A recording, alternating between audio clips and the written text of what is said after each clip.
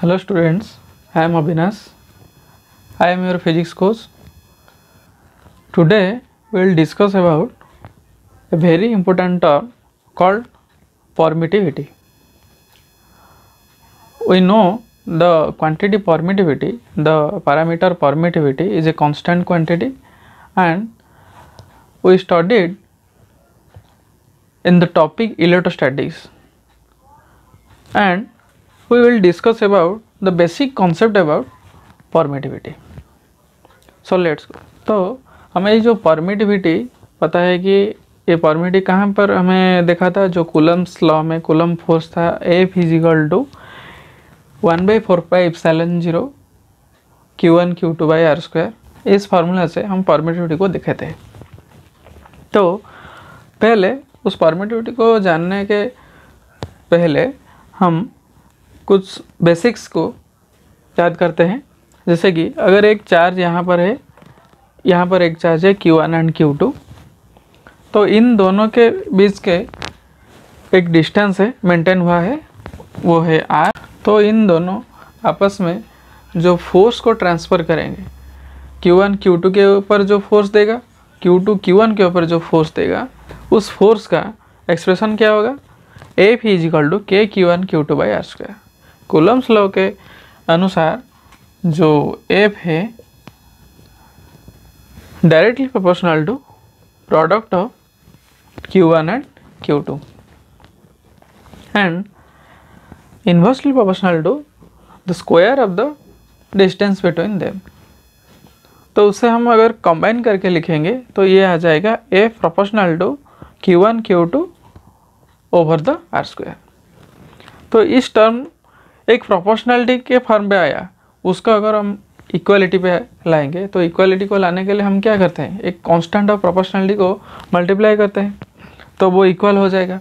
तो F equal to K Q1 Q2/r², ये K को हम कहते हैं प्रोपोर्शनलिटी कांस्टेंट।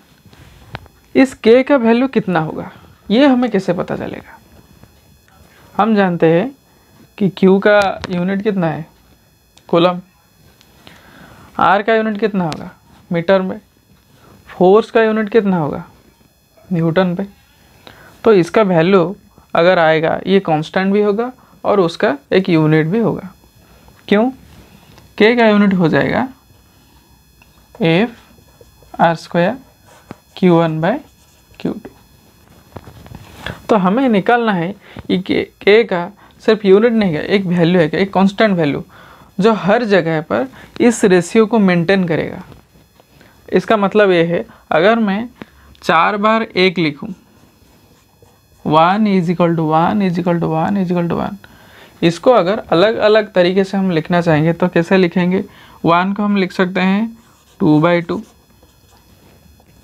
A/A, 3/3, 0.5/0.5, ऐसे लिख सकते हैं। इसका मतलब क्या हुआ, ये एक कांस्टेंट क्वांटिटी है, इसको अगर एक रेशियो फॉर्म पे लाएंगे तो ये रेशियो हमेशा सेम वैल्यू ही देगा।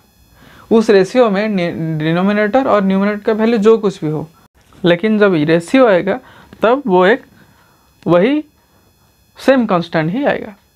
तो यहाँ पर हमें देखना है K का वैल्यू आएगा F r² Q1 Q2। हम ये दो चार्ज का वैल्यू कुछ भी ले लें, फोर्स का वैल्यू कुछ भी हो, इन दोनों के बीच का डिस्टेंस कुछ भी हो, सेपरेशन कुछ भी हो, F r² और Q1 Q2 का रेशियो अगर हम निकालेंगे तो ये रेशियो का वैल्यू हमेशा K ही आएगा। और वो K का वैल्यू हम पढ़ चुके हैं कूलम्स लॉ में, K इज इक्वल टू 1/4πε0 और 9 × 10⁹। तो यहाँ पर हम देखेंगे ये जो ε0 आया है ये क्या है, ये कौन सा क्वांटिटी है जो इस एक्सप्रेशन में 1/4πε0 में 4 तो कांस्टेंट हो गया, पाई का वैल्यू तो हमें मालूम है 3.14। तो ये एप्सिलॉन का वैल्यू कितना होगा इसे हमें निकालना है। तो ये एप्सिलॉन का वैल्यू कितना हो जाएगा, 9 × 10⁹ × 4π, इसका वैल्यू जितना होगा एप्सिलॉन नॉट का वैल्यू हो जाएगा 1/9 इंटू 10⁹ इंटू 4 पाई। तो ये आ जाएगा 9 इंटू 10⁹ 4 3.14। तो इसका वैल्यू लगभग हो जाएगा हमारा 8.85 इंटू 10⁻²। तो अब हमारा क्वेश्चन है कि ये इप्सिलॉन क्या है। हमें मालूम है इलेक्ट्रिक फील्ड का फार्मूला क्या है, E = F/Q। ये Q क्या है, ये Q वो है जिसके ऊपर फोर्स अप्लाई होगा। ये जो Q एक फोर्स को फील कर रहा है, किस लिए फील कर रहा है, क्योंकि इसके सराउंडिंग पे एक फोर्स फील्ड है।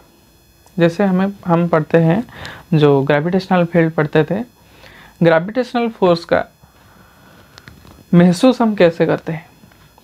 अगर दो मास है, दो मास के बीच फोर्स ऑफ अट्रैक्शन है, gravitational force is a attractive force.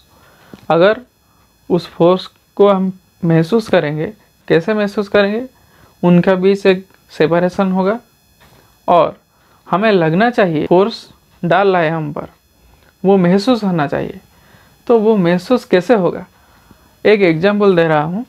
अगर मैं यहाँ पर एक मैग्नेट रख रहा हूँ, यहाँ पर और एक मैग्नेट लाया, तो जब ये इस डिस्टेंस पे होगा और ये इस डिस्टेंस पे होगा, इनके बीच एक डिस्टेंस मेंटेन हो जाएगा। अगर ये मैग्नेट यहाँ पर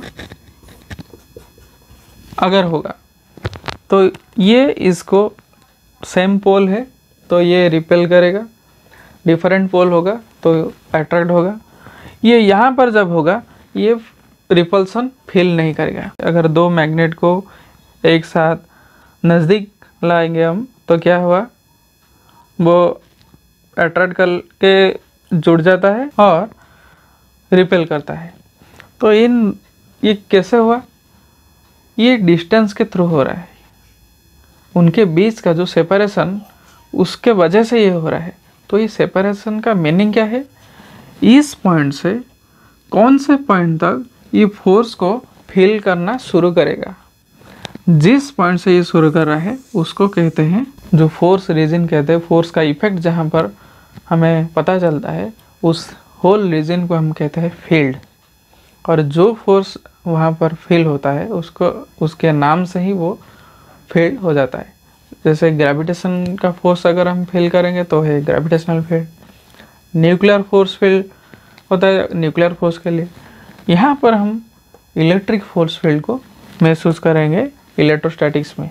इसीलिए ये जो इलेक्ट्रिक फील्ड है ये किसके वजह से आता है, दो चार्ज के बीच एक डिस्टेंस मेंटेन होता है, उस डिस्टेंस के वजह से दोनों चार्ज आपस में फोर्स का ट्रांसफ़र करते हैं, रिपल्सन हो या अट्रैक्शन हो।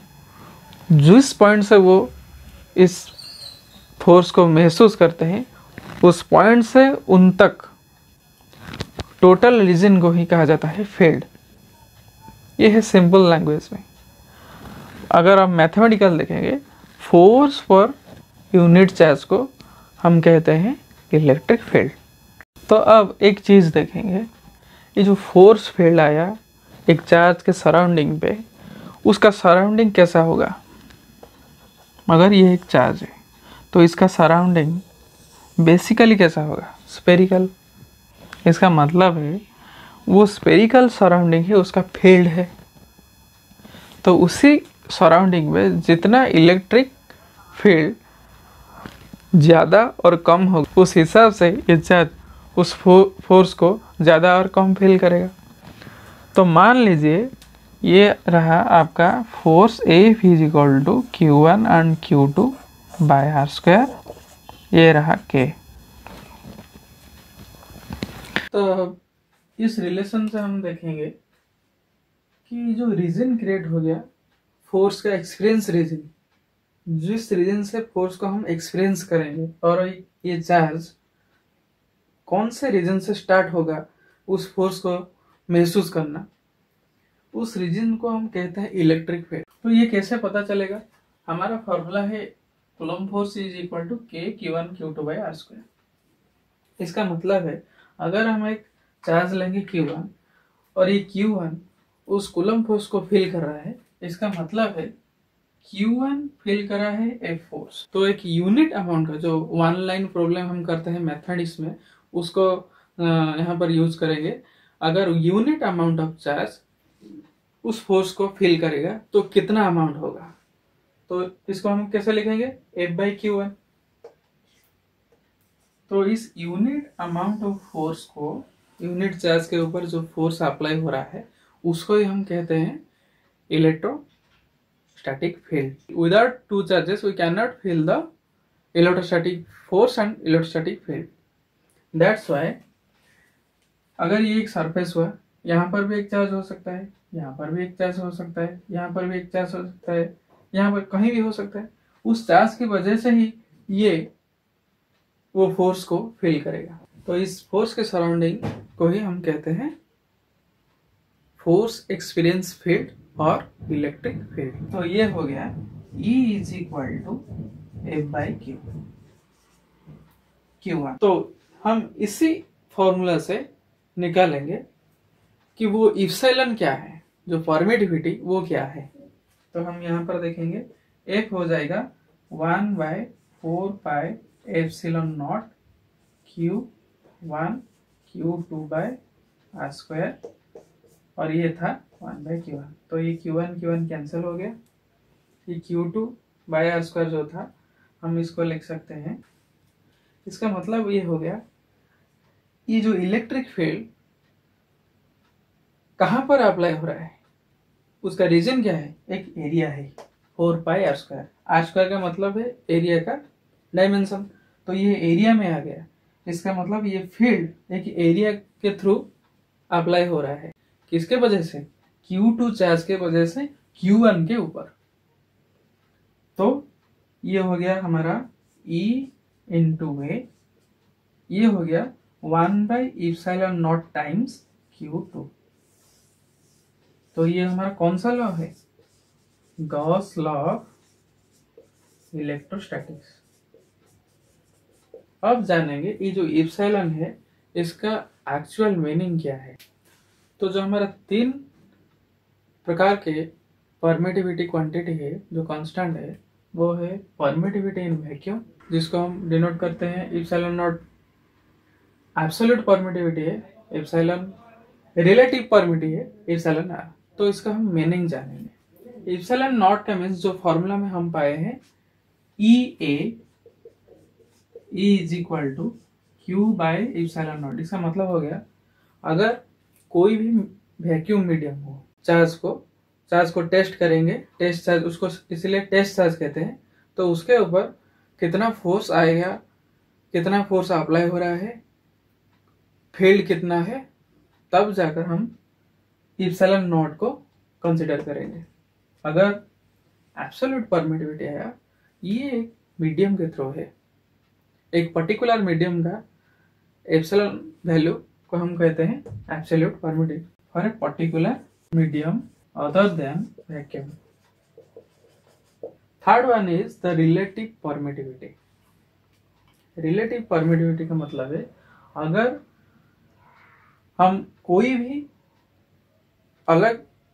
भी मीडियम का परमिटिविटी वैक्यूम के परमिटिविटी के साथ कंपेयर कर रहे हैं, उसको हम कहते हैं relative permittivity. So this is a comparison between permittivity of a specific medium to permittivity in vacuum. ये रहा हमारा 3 टाइप्स ऑफ परमिटिविटी।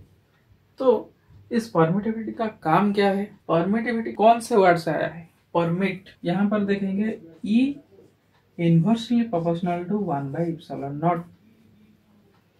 जो फॉर्मूला हम फोर्स का निकाले थे, कूलम फोर्स का, वो भी F इनवर्सली प्रोपोर्शनल टू 1/4πε0 और 1/ε0 के साथ इनवर्सली प्रोपोर्शनल। इसका मतलब ये है, अगर हम यहाँ पर इप्सिलॉन नॉट है, इप्सिलॉन भी ले सकते हैं। इसका मतलब ये है, अगर परमिटिविटी क्वांटिटी है, उसका वैल्यू जो वो मटेरियल के अंदर उसका प्रॉपर्टी है, परमिटिविटी मटेरियल का इनबिल्ट प्रॉपर्टी होता है। अगर उस क्वांटिटी को हम बढ़ाते जाएंगे तो ये इलेक्ट्रिक फील्ड क्या हो जाएगा, घटता जाएगा, फोर्स भी घटता जाएगा, क्योंकि इलेक्ट्रिक फील्ड के साथ डायरेक्टली प्रोपोर्शनल क्या है, electrostatic force, coulomb force. Field ज्यादा होगा इसका मतलब फोर्स भी ज्यादा है, फोर्स ज्यादा है इसका मतलब फील्ड भी ज्यादा है।